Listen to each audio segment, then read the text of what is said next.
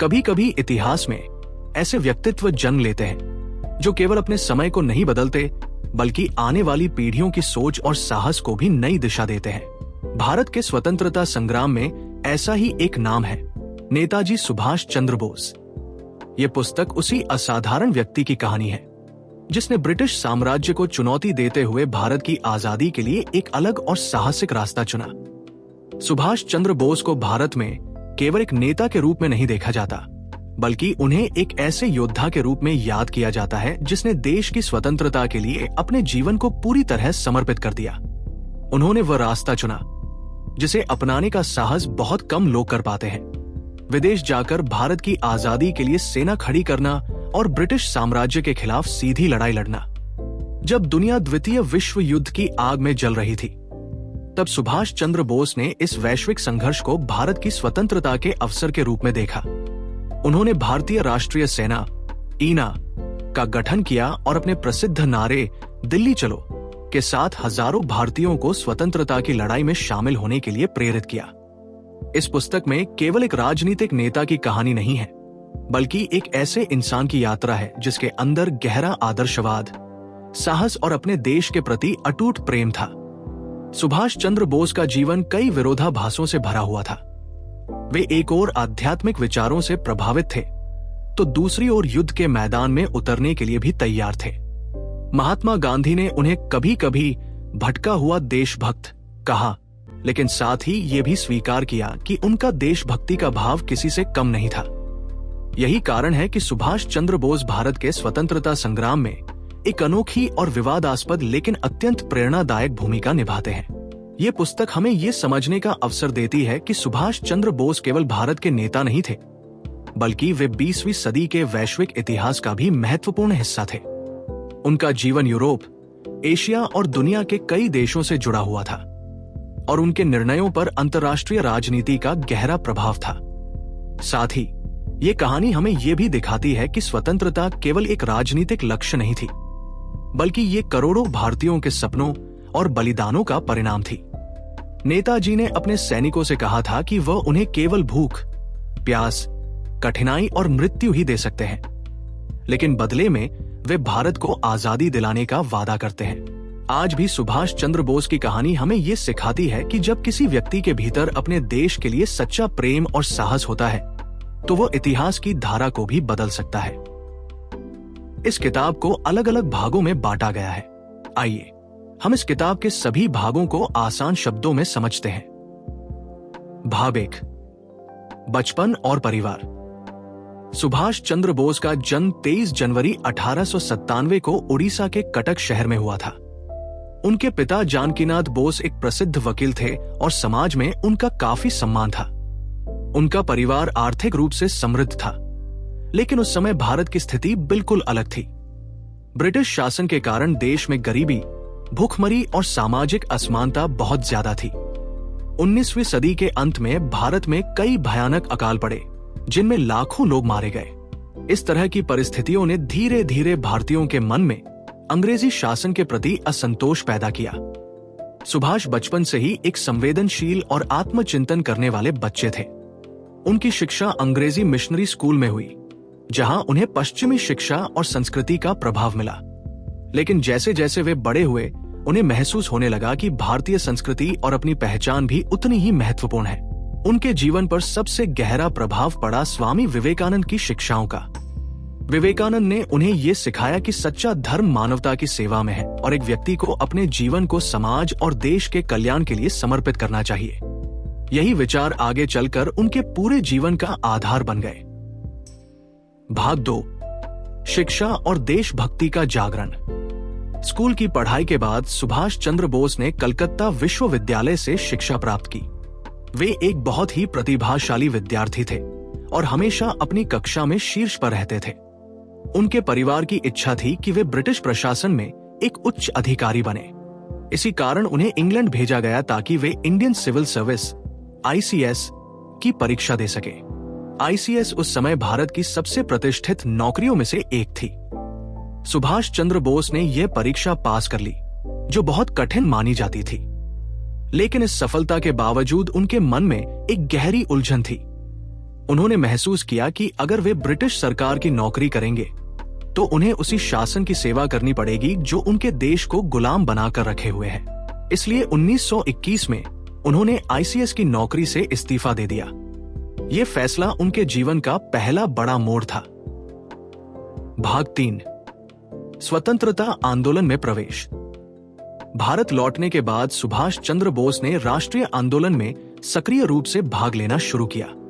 उन पर सबसे ज्यादा प्रभाव पड़ा चित्तरंजन दास का, जो उस समय बंगाल के प्रमुख राष्ट्रीय नेता थे। दास के मार्गदर्शन में सुभाष ने राजनीति की बारीकियों को सीखा और जल्दी ही वे एक लोकप्रिय नेता बन गए। उन्होंने युवाओं को संगठित किया और स्वतंत्रता आंदोलन को नई ऊर्जा देने की कोशिश की, लेकिन ब्रिटिश सरकार उन्हें एक खतरनाक राष्ट्रवादी मानती थी। इसलिए उन्हें कई बार गिरफ्तार किया गया और जेल में डाला गया। भाग 4, गांधी और बोस, दो अलग रास्ते। भारत के स्वतंत्रता आंदोलन में महात्मा गांधी और सुभाष चंद्र बोस दोनों ही महत्वपूर्ण नेता थे, लेकिन उनकी सोच और रणनीति में काफी अंतर था। गांधी जी का विश्वास अहिंसा और सत्याग्रह में था। उनका मानना था कि शांतिपूर्ण आंदोलन और नैतिक दबाव के माध्यम से ब्रिटिश शासन को खत्म किया जा सकता है। दूसरी ओर सुभाष चंद्र बोस का मानना था कि केवल अहिंसा से आजादी हासिल करना कठिन होगा। वे चाहते थे कि भारत को एक मजबूत राजनीतिक और सैन्य शक्ति बनाकर अंग्रेजों का सामना करना चाहिए। हालांकि बोस गांधी जी का बहुत सम्मान करते थे और उन्हें राष्ट्रपिता मानते थे, लेकिन वे स्वतंत्रता के लिए अधिक तेज और निर्णायक कदम उठाना चाहते थे। इसी विचारधारा के अंतर के कारण दोनों नेताओं के रास्ते अलग हो गए।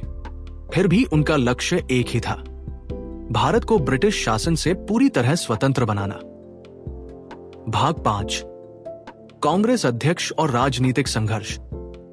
1938 में सुभाष चंद्र बोस को भारतीय राष्ट्रीय कांग्रेस का अध्यक्ष चुना गया। उस समय वे देश के सबसे ऊर्जावान और लोकप्रिय नेताओं में से एक थे। अध्यक्ष बनने के बाद उन्होंने भारत के भविष्य को ध्यान में रखते हुए कई महत्वपूर्ण योजनाएं प्रस्तुत की। उनका मानना था कि स्वतंत्र भारत को मजबूत और आधुनिक बनाने के लिए औद्योगिक विकास, वैज्ञानिक प्रगति और आर्थिक योजना बहुत जरूरी है। इसलिए उन्होंने एक राष्ट्रीय योजना समिति बनाने की पहल की, ताकि देश के विकास के लिए दीर्घकालिक योजनाएं तैयार की जा सके। लेकिन कांग्रेस के अंदर उनकी विचारधारा सभी नेताओं को स्वीकार नहीं थी। 1939 में जब वे दोबारा कांग्रेस अध्यक्ष चुने गए, तब उनके और महात्मा गांधी के समर्थकों के बीच मतभेद बढ़ने लगे। कई वरिष्ठ नेताओं ने बोस की नीतियों का विरोध किया। इन परिस्थितियों में सुभाष चंद्र बोस को भारी राजनीतिक दबाव का सामना करना पड़ा और अंततः उन्होंने कांग्रेस अध्यक्ष पद से इस्तीफा दे दिया। इसके बाद उन्होंने फॉरवर्ड ब्लॉक नामक एक नया राजनीतिक संगठन बनाया। इसका उद्देश्य था स्वतंत्रता आंदोलन को और अधिक मजबूत और क्रांतिकारी दिशा देना। भाग 6, नजरबंदी और ऐतिहासिक पलायन।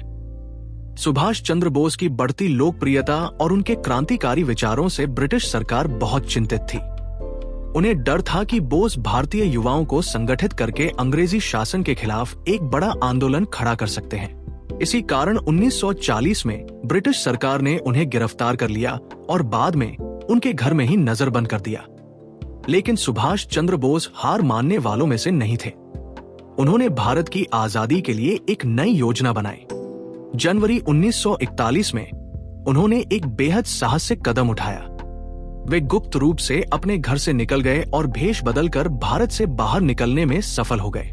इस यात्रा के दौरान उन्होंने अलग अलग पहचान का उपयोग किया और कई खतरनाक रास्तों से गुजरते हुए अफगानिस्तान और फिर सोवियत संघ के रास्ते जर्मनी पहुंच गए।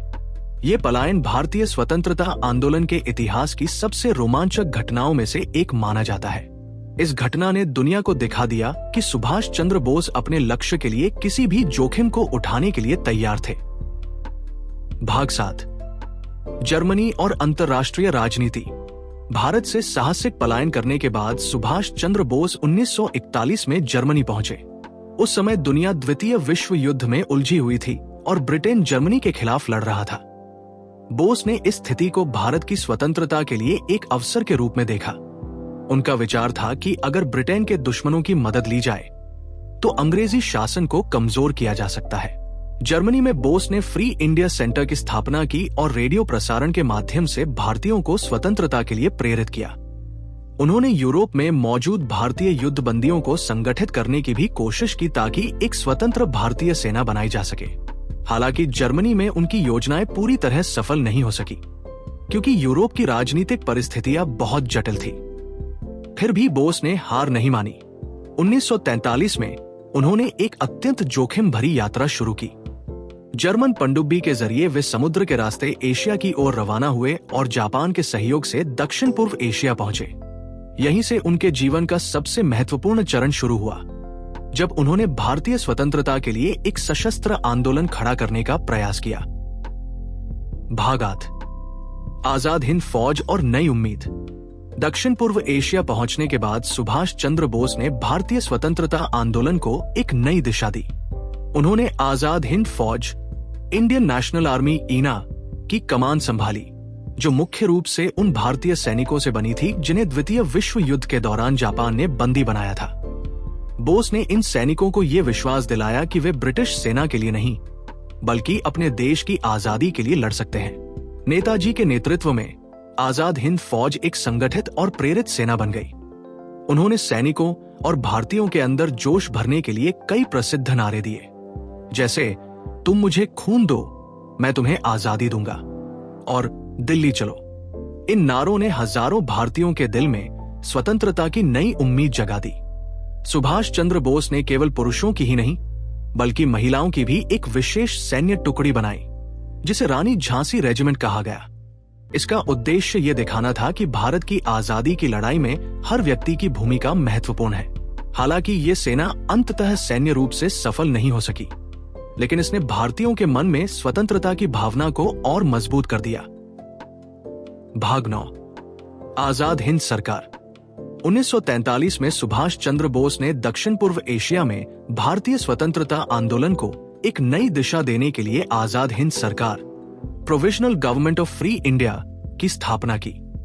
इसका उद्देश्य यह दिखाना था कि भारत केवल स्वतंत्रता के लिए संघर्ष ही नहीं कर रहा है, बल्कि वो खुद को एक स्वतंत्र राष्ट्र के रूप में संगठित भी कर सकता है। इस सरकार की घोषणा सिंगापुर में की गई थी और सुभाष चंद्र बोस स्वयं इसके प्रमुख बने।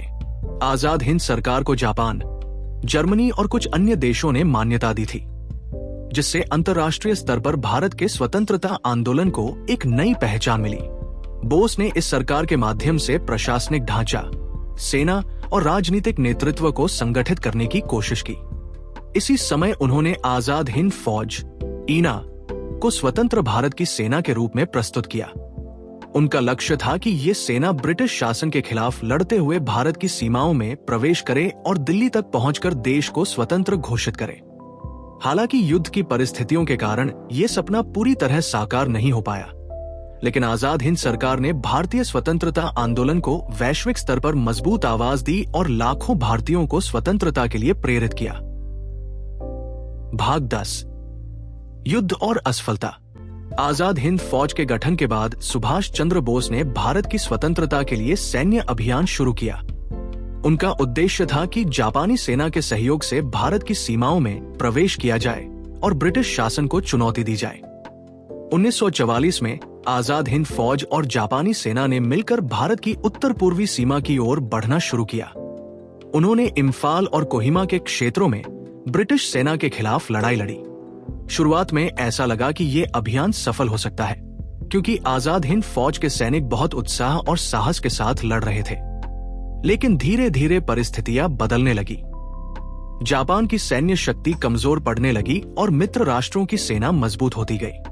कठिन मौसम, संसाधनों की कमी और लगातार हो रहे हमलों के कारण आजाद हिंद फौज को पीछे हटना पड़ा। ये अभियान अंततः सफल नहीं हो सका। हालांकि सैन्य दृष्टि से ये प्रयास असफल रहा, लेकिन इसका प्रभाव बहुत गहरा था। इसने भारतीयों के मन में स्वतंत्रता की भावना को और मजबूत किया और ब्रिटिश शासन के खिलाफ एक नई जागरूकता पैदा की। भाग 11, अंतिम रहस्य। 1945 में जब द्वितीय विश्व युद्ध समाप्ति की ओर बढ़ रहा था, तब सुभाष चंद्र बोस की स्थिति भी बहुत कठिन हो गई थी। जापान, जो उनका प्रमुख सहयोगी था, युद्ध में हारने लगा था। इसी समय अगस्त 1945 में यह खबर सामने आई कि सुभाष चंद्र बोस की मृत्यु एक विमान दुर्घटना में हो गई। कहा जाता है कि उनका विमान ताइवान, तब ताइहोकू, के पास दुर्घटनाग्रस्त हो गया था और उसी में उनकी मृत्यु हो गई। हालांकि इस घटना को लेकर शुरू से ही कई सवाल उठते रहे। कुछ लोगों का मानना था कि बोस वास्तव में उस दुर्घटना में मारे नहीं गए, बल्कि वे किसी तरह बचकर कहीं और चले गए थे। इस कारण उनकी मृत्यु एक रहस्य बन गई। भारत में उनके समर्थकों और कई लोगों को लंबे समय तक विश्वास नहीं हुआ कि नेताजी की मृत्यु हो चुकी है। वर्षों तक इस विषय पर कई जांच आयोग भी बनाए गए, लेकिन पूरी तरह से स्पष्ट उत्तर कभी सामने नहीं आ सका। इस रहस्य ने सुभाष चंद्र बोस की छवि को और भी रहस्यमय बना दिया और आज भी उनकी मृत्यु भारतीय इतिहास की सबसे बड़ी पहेलियों में से एक मानी जाती है। भाग 12, विरासत। हालांकि सुभाष चंद्र बोस की आजाद हिंद फौज सैन्य रूप से ब्रिटिश सेना को पराजित नहीं कर सकी, लेकिन इसका प्रभाव भारत के स्वतंत्रता आंदोलन पर बहुत गहरा पड़ा। जब युद्ध समाप्त हुआ, तब आजाद हिंद फौज के कई सैनिकों को गिरफ्तार कर लिया गया और उन पर दिल्ली के लाल किले में मुकदमा चलाया गया। इन मुकदमों ने पूरे देश में भारी जन आंदोलन खड़ा कर दिया। भारतीय जनता ने इन सैनिकों को देशभक्त और स्वतंत्रता सेनानी के रूप में देखा। उनके समर्थन में पूरे देश में प्रदर्शन और आंदोलन होने लगे। इस दौरान भारतीय सेना और नौसेना के कुछ हिस्सों में भी असंतोष और विद्रोह की भावना दिखाई देने लगी। कई इतिहासकार मानते हैं कि इन घटनाओं ने ब्रिटिश सरकार को यह एहसास करा दिया कि अब भारत पर शासन बनाए रखना मुश्किल हो गया है। सुभाष चंद्र बोस का जीवन साहस, त्याग और देशभक्ति का प्रतीक बन गया। उन्होंने भारतीयों के अंदर आत्मविश्वास और स्वतंत्रता के लिए संघर्ष करने की भावना को मजबूत किया। आज भी नेताजी को भारत के सबसे प्रेरणादायक स्वतंत्रता सेनानियों में से एक माना जाता है। निष्कर्ष: सुभाष चंद्र बोस का जीवन साहस, आदर्शवाद और राष्ट्र प्रेम का अद्भुत उदाहरण है। वे एक ऐसे नेता थे जिन्होंने दुनिया की सबसे शक्तिशाली साम्राज्यवादी ताकत को चुनौती दी। उनकी कहानी हमें ये सिखाती है कि इतिहास केवल शांतिपूर्ण आंदोलनों से ही नहीं, बल्कि साहसिक निर्णयों और बलिदानों से भी बनता है। आज भी नेताजी सुभाष चंद्र बोस भारत के स्वतंत्रता संग्राम के सबसे प्रेरणादायक और रहस्यमय नायकों में से एक माने जाते हैं। इस तरह सुभाष चंद्र बोस का जीवन हमें साहस, त्याग और देशभक्ति की एक अनोखी मिसाल देता है। उन्होंने ये साबित कर दिया कि जब किसी व्यक्ति के भीतर अपने देश के लिए सच्चा प्रेम और मजबूत संकल्प होता है, तो वो इतिहास की दिशा भी बदल सकता है। नेताजी का सपना था एक ऐसा भारत जो स्वतंत्र, शक्तिशाली और आत्मनिर्भर हो। भले ही उनका जीवन कई रहस्यों और चुनौतियों से भरा रहा, लेकिन उनके विचार और उनके आदर्श आज भी करोड़ों भारतीयों को प्रेरित करते हैं। भारत के स्वतंत्रता संग्राम में उनका योगदान हमेशा याद रखा जाएगा। उनका दिया हुआ नारा जय हिंद आज भी देशभक्ति की भावना को जगाता है। दोस्तों, अगर आपको ये कहानी प्रेरणादायक लगी हो, तो इसे दूसरों के साथ जरूर साझा करें, क्योंकि इतिहास के ऐसे महान नायकों की कहानियां हमें अपने देश और अपने कर्तव्यों के प्रति जागरूक बनाती हैं। जय हिंद।